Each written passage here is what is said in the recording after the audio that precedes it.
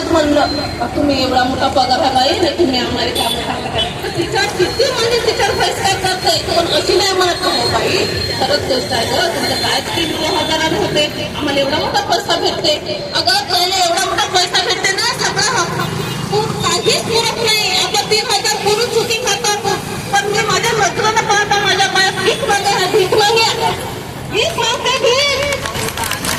आता एका बाईला एवढी वय झाली तर मागता नाही, घर नाही का राहिले, घर नाही, उन्हात पावसात पाण्याची लोकांचा दारोदारी ठेवायला लागली. आज मला एका चपराची बिल्डिंग पाहून ते बाई माझ्या दरवाजात येत नाही.